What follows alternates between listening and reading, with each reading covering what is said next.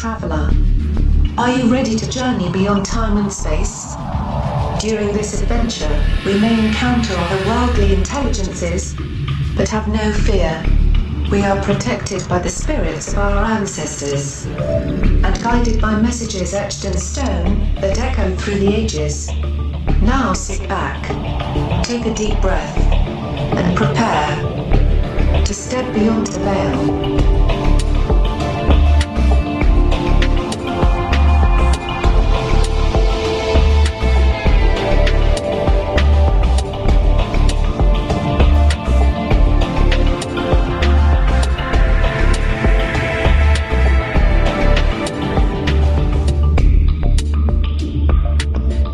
I'm working on a song right now, and some of the lyrics say, "Would you call me a demon or an angel of light? Because my star shines brightest in the darkest of nights." Last night, while we were doing the broadcast, somebody jumped into the chat room and said, "This is the darkest show in the world." And it might be true that we do delve into some dark topics, but the light does indeed shine brightest in the darkest of night. And that's the role that we take on, is to get into the darkness, expose that darkness, and shine the light on the darkness. A book that I have referenced throughout the course of broadcasting for the last several years, I think we got this book in the mail from Llewellyn like years ago. The Names of the Damned, the Dictionary of Demons. When we've talked about exorcism and other topics, other similar topics, I've always referenced this book. And I've always wanted to have this author on the broadcast, but we've never had a chance to connect until now. Michelle Belanger is an author, occult expert, presenter, singer, and a media personality. Featured on A&E's Paranormal State, Michelle is a gifted psychic as well as a skilled energy worker.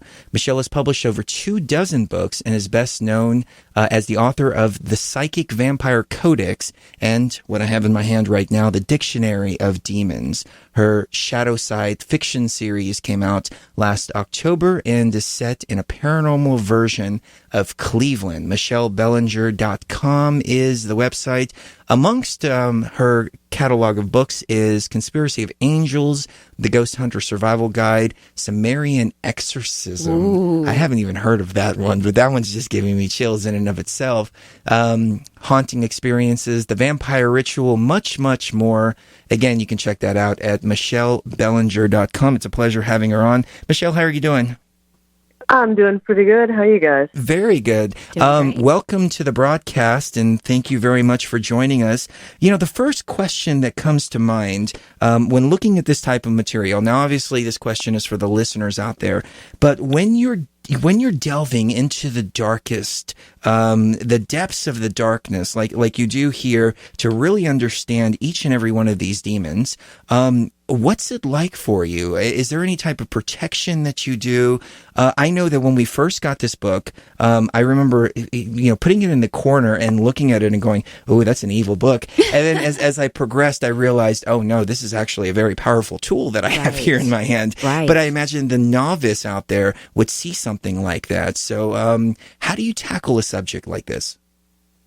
Well, the first thing is there's a lot of fear, and the fear comes from ignorance, because we don't know what's actually out there in the shadows. And delving all the way back to the roots of Western civilization, practices of exorcism in Sumerian and Babylonian rituals, which influenced Jewish, and then in their turn influenced what we recognize with Christian exorcism.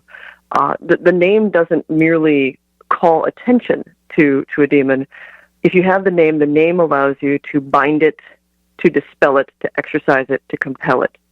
And so my first thing is no knowledge is by itself dangerous. Knowledge is something that gives you power over a thing. The more educated you are about something.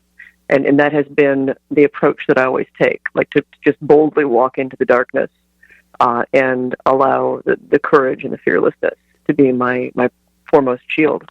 Well, I've known Christians that say it's not Christian to look at stuff like this. It's not Christian to hear about stuff like this. But if you go back to Solomon summoned 72 demons of the Goetia to help build Solomon's temple. And he bound them and controlled them using this kind of knowledge.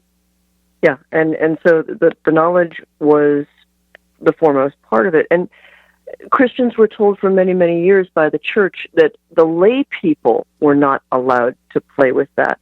It was only the purview of the clergy. And if you look into the grimoires, the books of summoning and binding that go back like the 14th, 15th, 16th century, many of them, they read like religious ritual because they essentially are. Most of our, if you listen to the Roman ritual, the Catholic ritual of exorcism, which is kind of the standard that many things are based off of in the Christian tradition, it is almost word for word in several of the grimoire for summoning a demon, holding it hostage, and demanding that it answer questions about the nature of heaven, hell, and God. Very well said. Now, how do you go about researching information like this? I mean, this is extremely extensive, first and foremost. So where is this compiled from? Is this maybe a mix of looking at ancient text as well as going inward to pull this information out? For the Dictionary of Demons, I had to limit it because the idea of demons and evil spirits it's something that is a global concept. It goes back in Western civilization for thousands of years, 6,000 or more. There are ideas of demons and similar spirits in nearly every other culture. So I would really, to do it service to all of it, I would have to write a series of books. For the Dictionary of Demons, to limit it, I mainly stuck with the grimoiric tradition of Western, predominantly Christian Europe between the 14th and 17th centuries. I had to narrow it that much. And even that still netted like over 1,500 names. And the grimoire tradition they were magical books. They were predominantly written by various members of the clergy because in many cases, only clergy had the letters to be writing in the first place and the wherewithal to want to study this stuff. Of course, there's a solid grounding in Jewish and in Christian lore for where demons come from. The main goal that I had with the Dictionary of Demons was to approach all of it with the eyes of an academic and a researcher, and to leave the theology to each person who picked the book up. I report what people have believed, but I make an effort, it's a very important effort to me, to not tell anyone what to believe. That's only between them and their beliefs. Well, as the journey has progressed for me personally, I realize that the difference between an angel and a demon is really a matter of perspective. How do you differentiate between the two? It's tricky because if you go into Jewish ideas of angels, the Christian tradition, you have angels, you have fallen angels, and most of the fallen angels are what beget demons or are demons themselves. In the Jewish tradition, there's not exactly anything like a fallen angel in the same way that a Christian looks at it. All angels are extensions of God's will, and they are made to be their job description. So even the evil angels, even the angels that do terrible things, were made to do that. And so it's a very different perspective. There's a point around, everybody, I would hope, are familiar with the Dead Sea Scrolls. The Essenes of Qumran, who are the authors, collectively the collectors of the Dead Sea Scrolls, around about 300 years before the birth of Christ and 300 years after the birth of Christ is kind of the time of we're looking at. They are where you begin to get the idea of the war of the sons of darkness and the sons of light. And there is a specific Dead Sea Scroll. It's called the Dream Vision of Qumran, the father of Moses. And it specifically names Michael as the head of the army of the Sons of Light. Well, you know what's funny, Michelle, is we've had a black magician on that we've had on many times before, and he said, look, if I want to kill somebody, if I want to really get something done, I don't call upon a demon, I call upon an angel. And he specifically named Michael, which kind of took me aback, but I guess it really puts things in perspective. We'll be right back.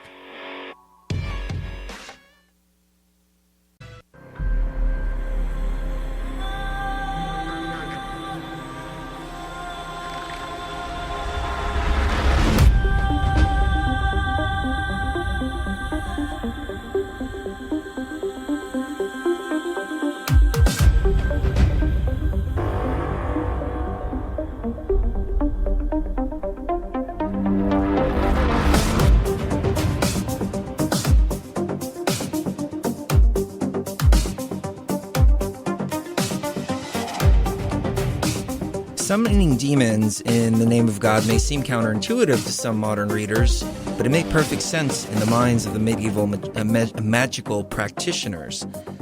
Medieval Europe was all about the hierarchy. In both secular and religious society, everyone had their place in the pecking order. The legions of spirits were typically portrayed as aping human hierarchies, so all the spirits were seen as having a strict pecking order of their own.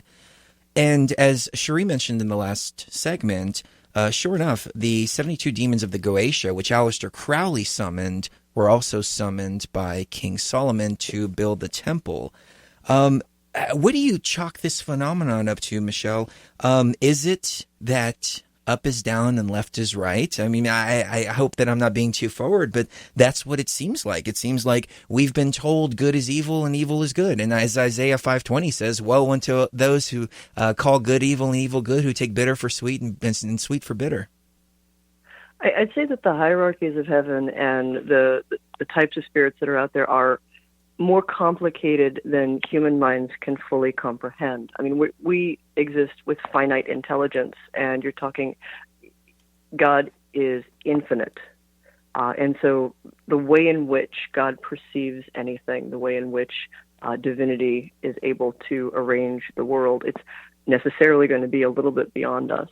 And I think that the idea of good and evil as just black and white polar opposites, evil being it does bad things to me and makes me hurt, good being it makes me happy. It's not as simple as that in a universal scheme of things. Oh, absolutely. I would think that, sometimes angels are demons and sometimes demons are angels, depending on what they're doing at the time. They're kind of just like human beings in that respect. And I agree with Chris. I think that, and I agree with you, especially when you say that the feelings that they give you aren't what really matters, because a demon, if they want to trick you, is going to give you things that you think are good when really it's a trap.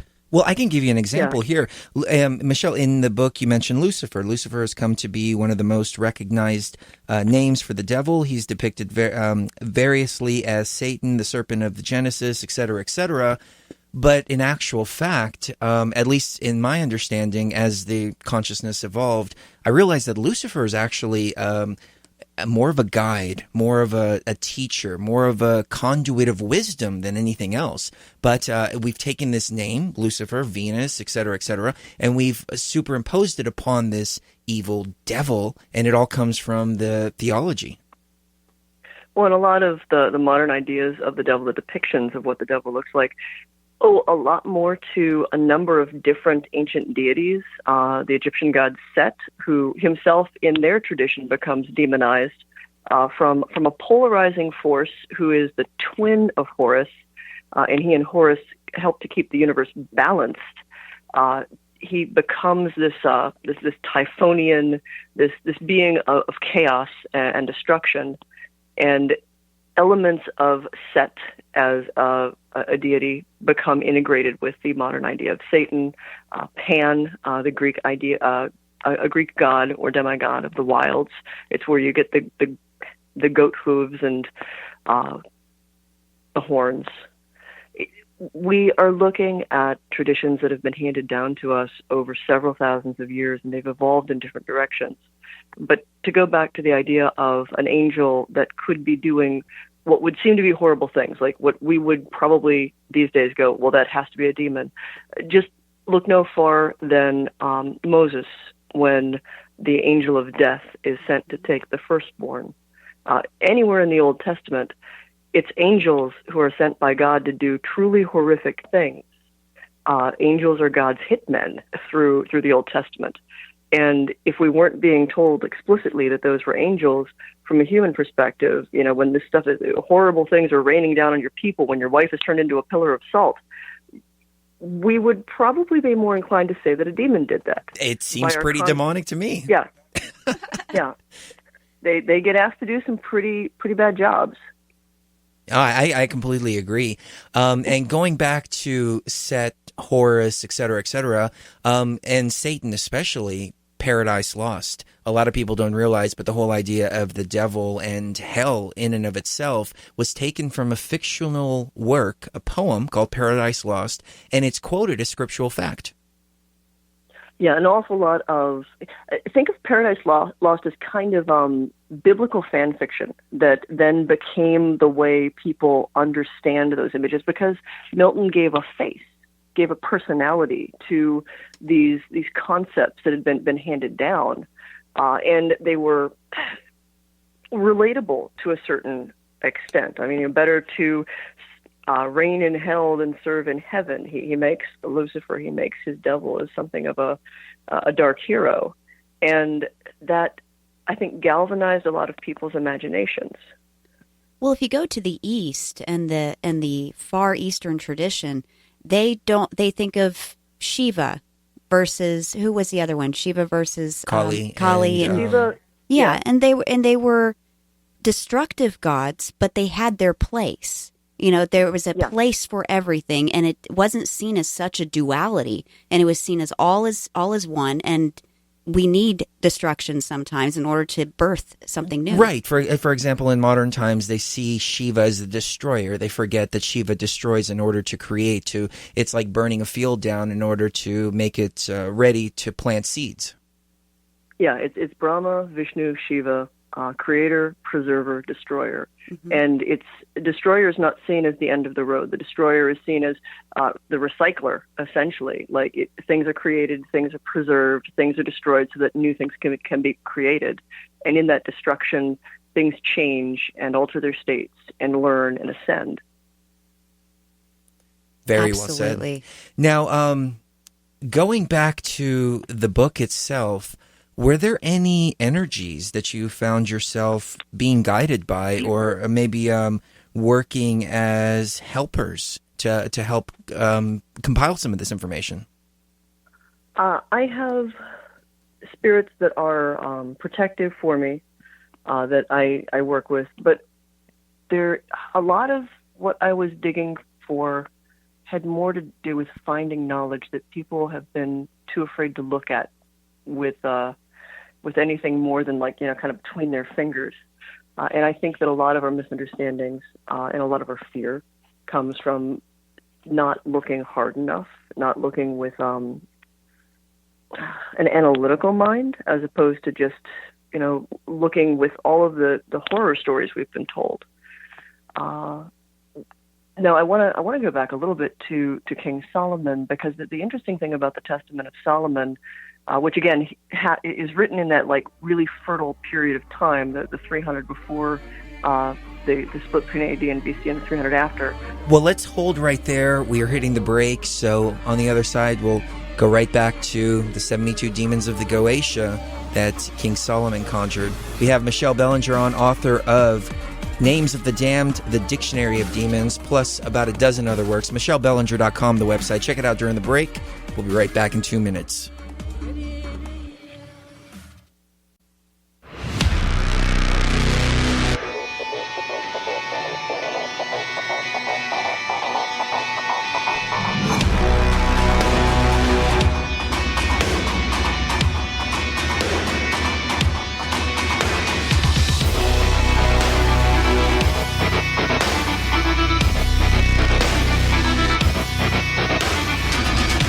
Welcome back, traveler,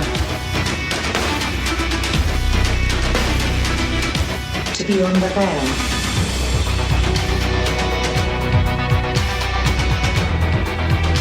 We're speaking with Michelle Belanger about Names of the Damned, the Dictionary of Demons, and the host of other books that she's written that are just absolutely fascinating.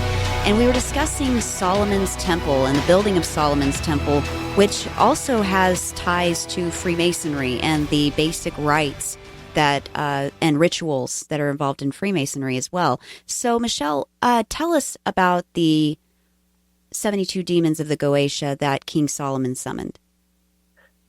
This is a story that is part of the biblical tradition, but it is one of the many stories that doesn't make it all the way into the Bible because it raises some very peculiar ideas that some people certainly objected to.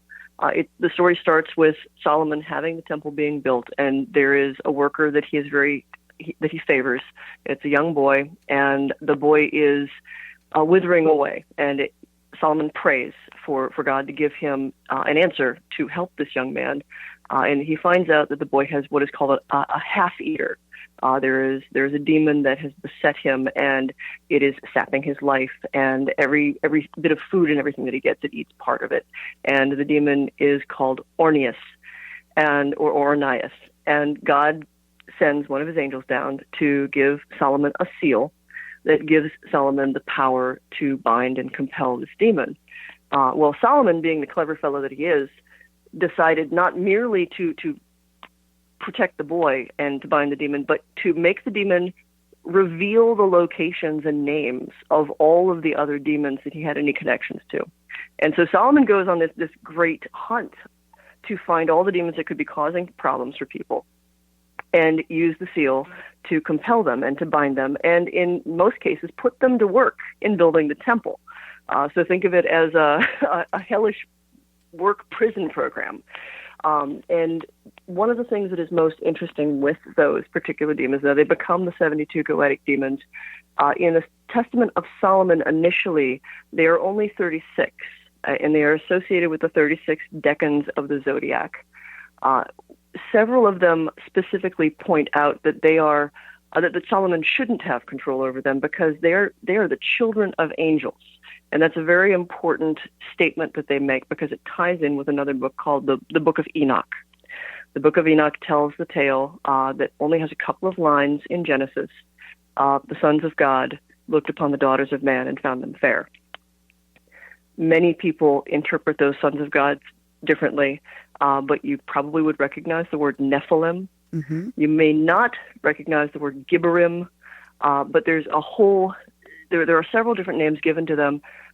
There is a tradition that there were angels that came down, watchers, Arin or Grigori, and depending on what source you're reading, either they came down because it was their job to watch over humanity, or they came down because they became too enamored with humanity. Initially, they are not necessarily fallen by most people's standards. There is actually a Jewish text called the Midrash of Shemhazai and Azael, where you see this argument in heaven where the watchers, the heads of the watchers, Shemyaza and Azazel, say, we can go and fix what's going wrong down there. And God says, pretty much the minute you're down there, just the very sphere of humanity, it's going to cause trouble for you. You will lose your way. And they argue, and he pretty much says, well, don't tell me I didn't warn you, and lets them go down. So it's not cast out. But the very act of being here on the human sphere pollutes them in a certain way. And they, as angels, marry and reproduce with human women. And their children are neither quite angel and neither quite human. And in the Book of Enoch, there's a very particular passage. Once they are the reason for the flood. They do all kinds of stuff, including drinking the blood of humans and animals, which is a huge no-no in the Jewish tradition. Oh, yeah. Yeah, for a whole lot of reasons, but not the least of which that the blood contains the life force, like the essence of a being, and that should only belong to God by Jewish tradition. So when the flood comes, God, after they've done all of these things, punishes them by wiping their seed and their civilization, all of it from the earth.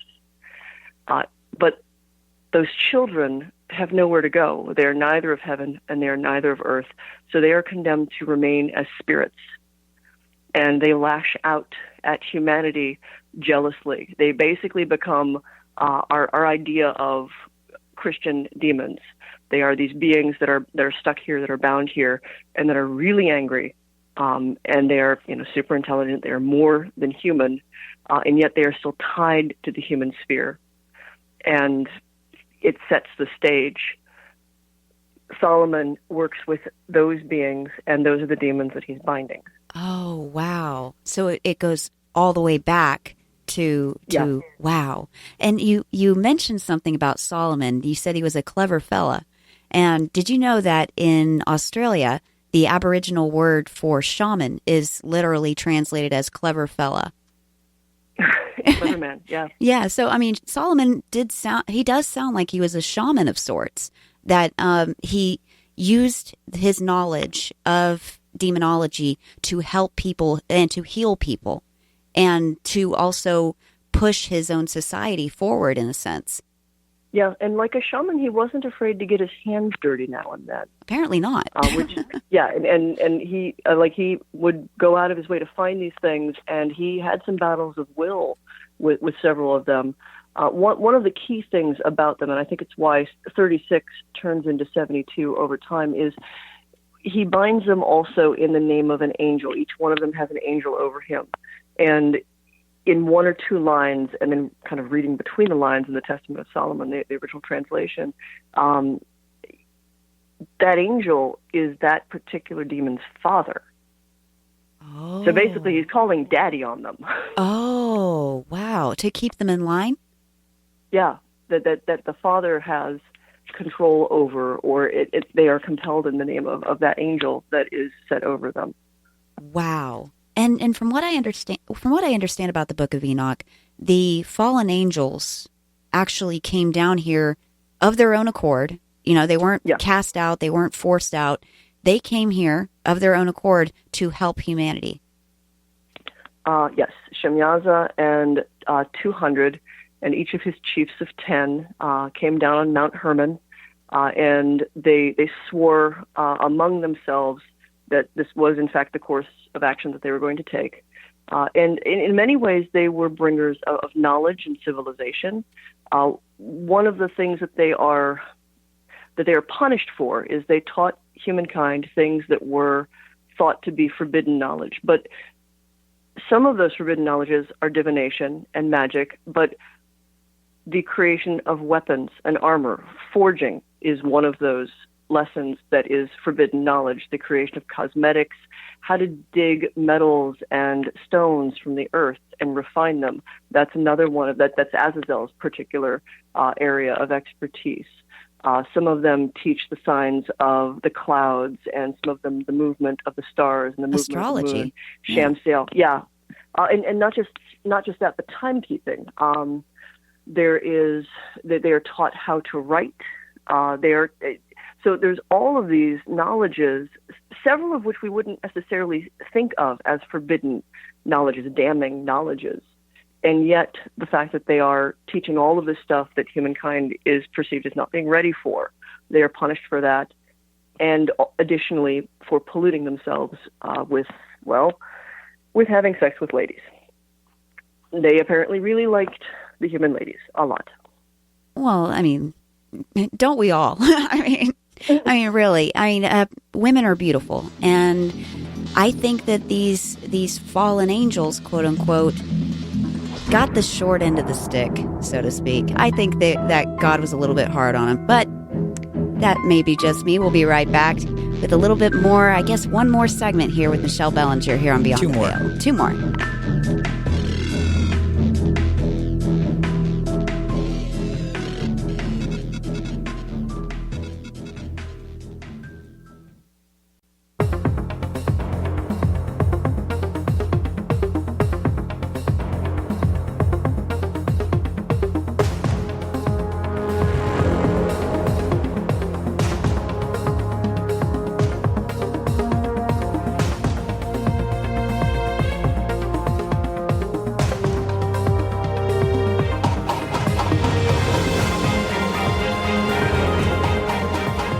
Michelle, we can speak to you for hours and hours and hours on this topic, but I want to switch the topic here and talk about your new project, Paranormal State. Can you tell us a little bit about that?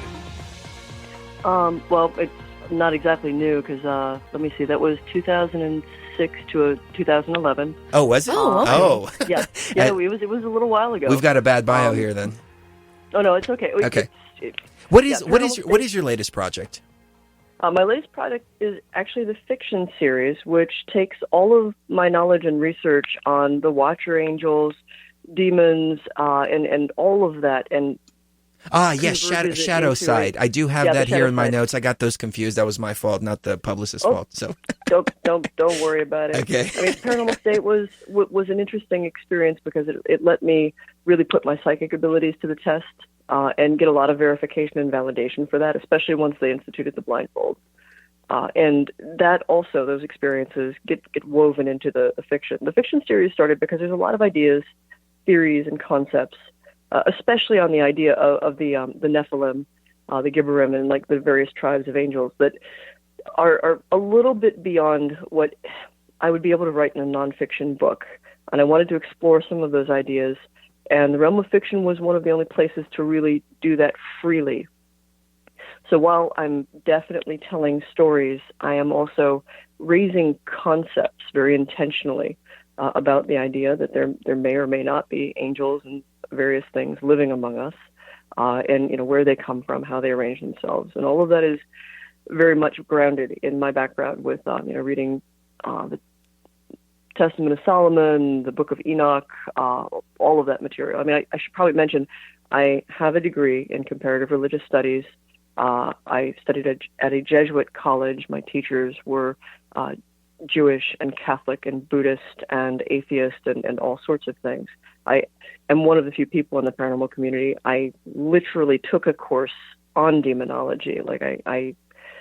So it's one of the reasons why I approach it from a more academic perspective. And it's also how I knew where to look for a lot of the research material. It doesn't hurt that I can read Latin.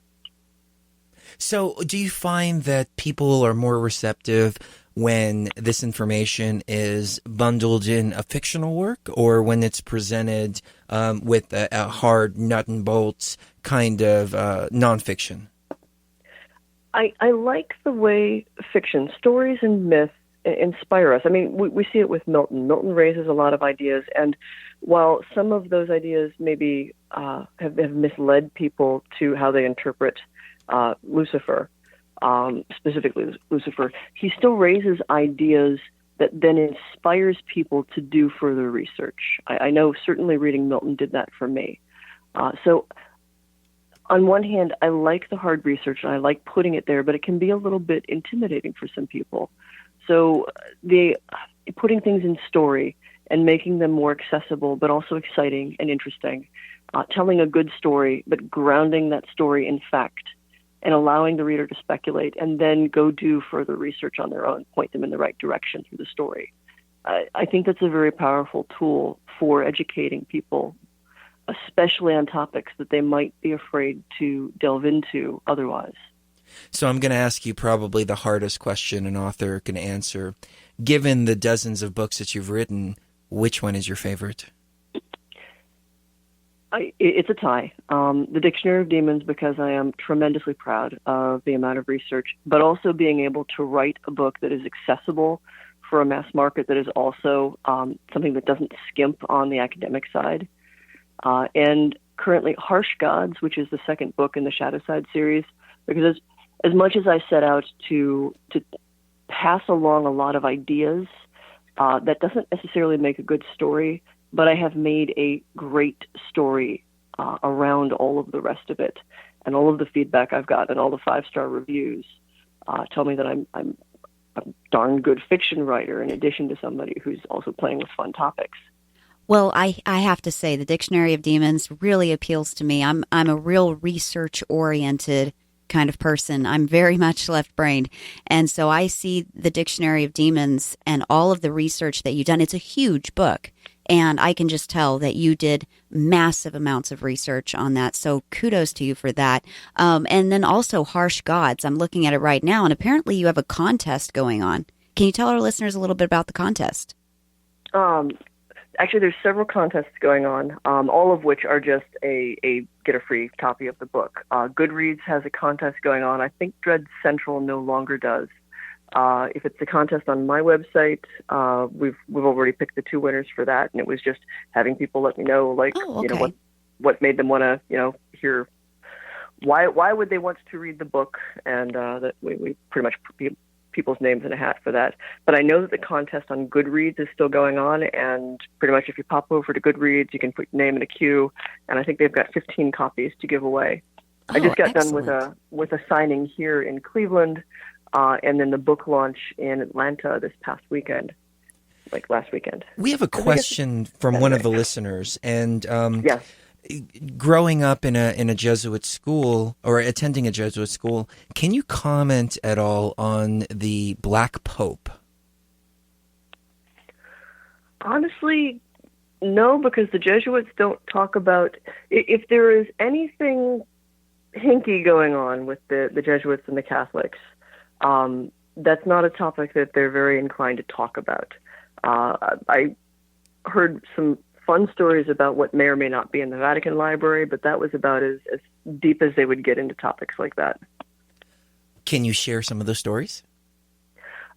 Well, when I was doing research to try to find, there's several hundred years worth of literature missing in the step between the Testament of Solomon and the Goetia, which talks about the 72 goetic demons. It's obvious that the Solomonic tradition, like that they're tied, but there's, oh goodness, the Goetia pops back up at about like 1300s, 1400s.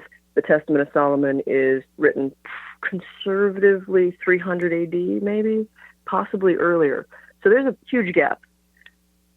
That gap includes books that were confiscated, many of which were burned, but some copies were kept and are deep in the vaults of the Vatican Library. So, this passed along tradition of magic, demonology, angelology, how to summon, compel, and bind, and what the real nature of these beings are, is down in old manuscripts.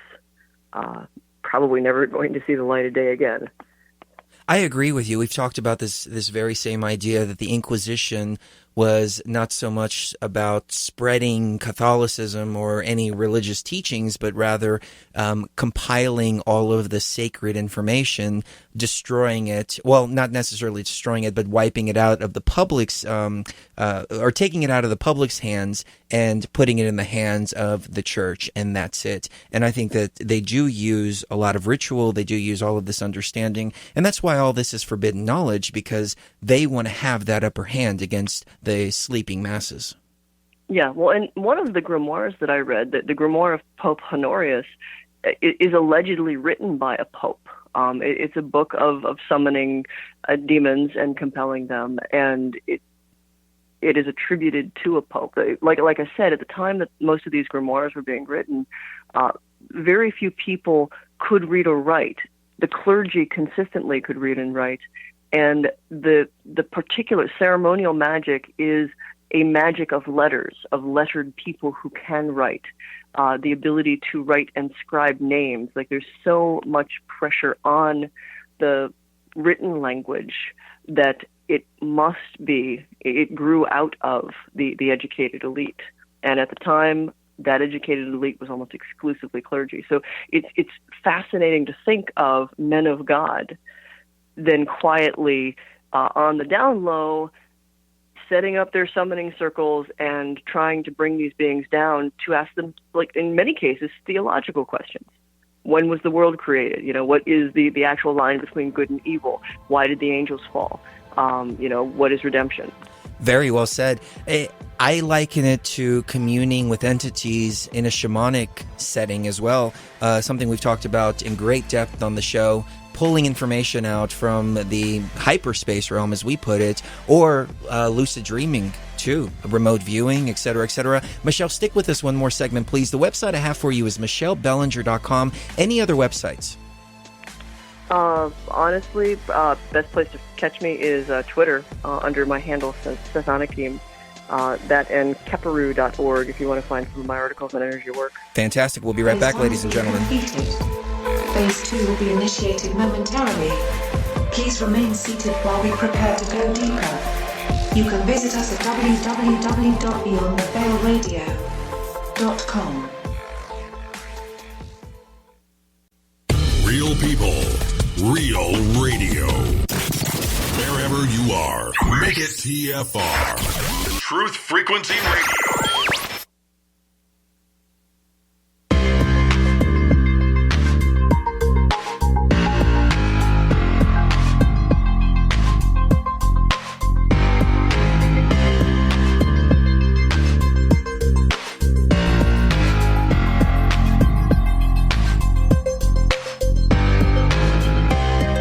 Close your eyes.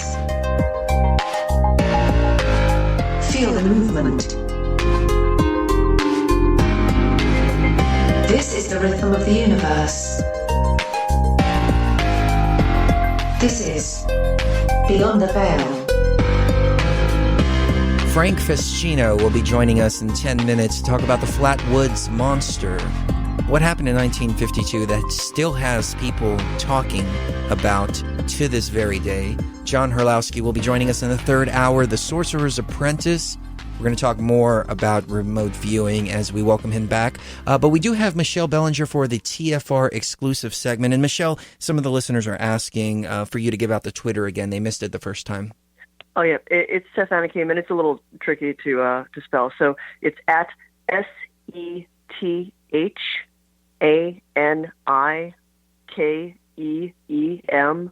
And if you put that in, like my Facebook fan page is underneath that, and my YouTube as well. They're all verified.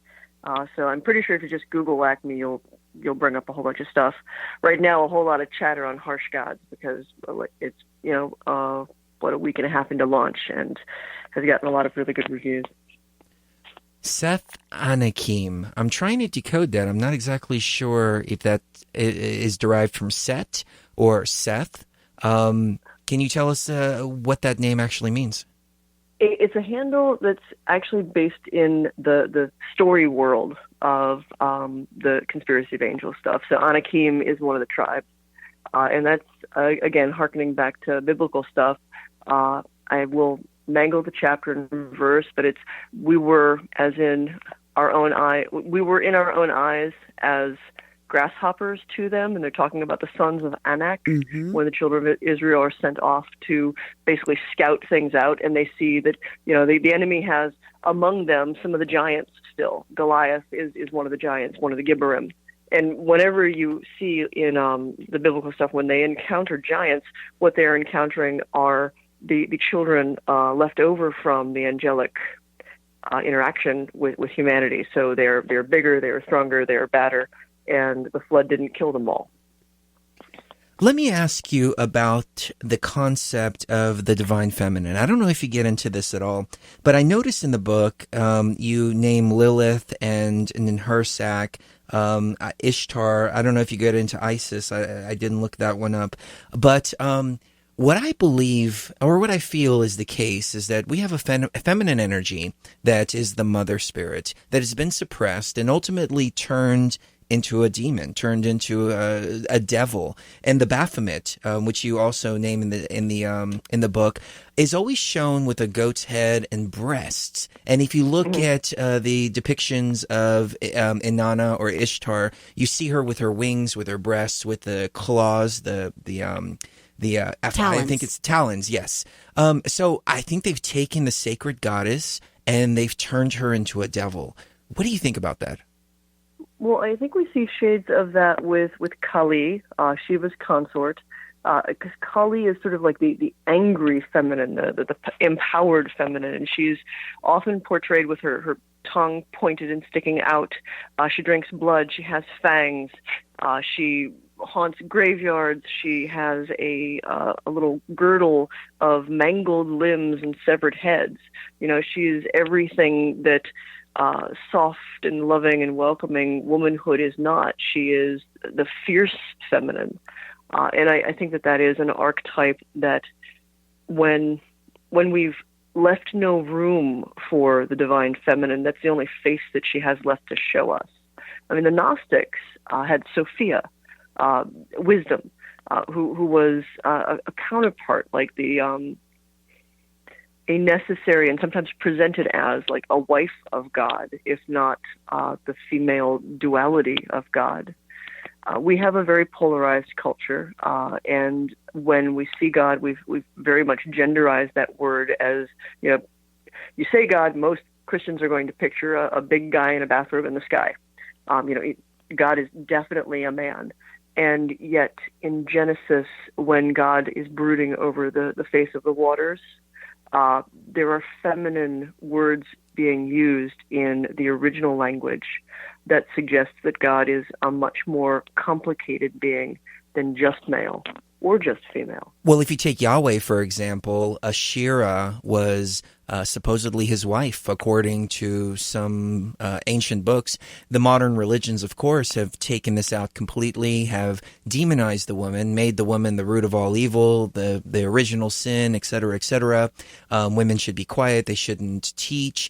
And I think that's what's caused the state of the world that we're in right now. And by woman, it doesn't mean the female gender, but rather the female energy. That's the way that I interpret it. And when we remove that, then we become a species of war and kill and take people's lands, take people's oil, resources, et cetera, et cetera. And I chalk that up to all of the I chalk all the problems up of the world to that very concept, the lack of the feminine energy.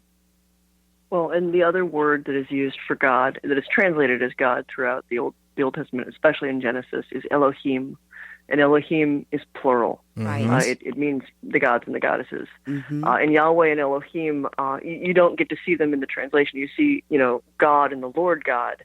And that's as close as the English translation gets to showing us that there are two different words being used there.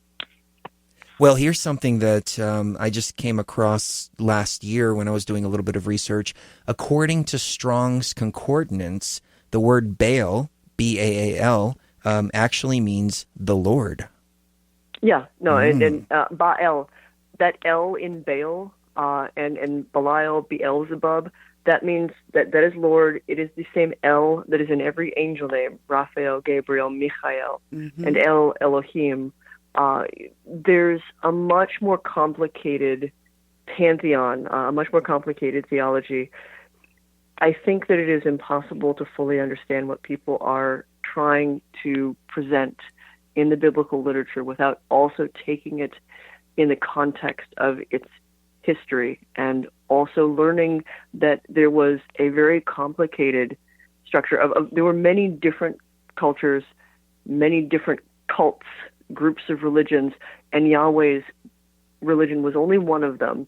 And while he ends up ascending on top of all of it and being the jealous God that you shall not put other gods before me, that simple statement says that there were many other gods at the time in the same arena.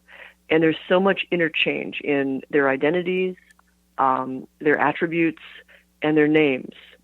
And so many of the demons in the biblical tradition, again, Beelzebub, Mammon, the whole lot of them, all of them are gods being worshipped by other groups. They become demonized in much the same way that Set is demonized as different religious systems come to the fore in Egypt, in the same way that Loki becomes a trickster character when he was actually a creator god. He was the equivalent of Odin, All-Father, in an earlier religion, and they couldn't quite stamp him out, so they had to literally make him the red-headed stepchild of Odin and Thor, that whole Norse pantheon. Well, hopefully with people like you constantly bringing the truth out to the masses, we can regain the balance that is much, much needed in this modern world. So, Michelle, thank you for all of your fantastic work and for diving into these darker subjects to really shine the light on this. Please give us your website one more time. MichelleBelanger.com, first and last name.com. And I'm pretty sure if you just Google whack Michelle and vampire, I'll come up. We're going to have to do another show on that. Psychic Absolutely. vampires, especially. When I first heard this term psychic vampire, I thought about a bunch of vampires that could predict the future. But then I learned, that wasn't the case. So thank you very much for your time this evening. Have a great evening. You as well. Thank you. Bye-bye. Ladies and gentlemen, stay tuned. We're going to get into much more right here on Beyond the Veil in 2 short minutes.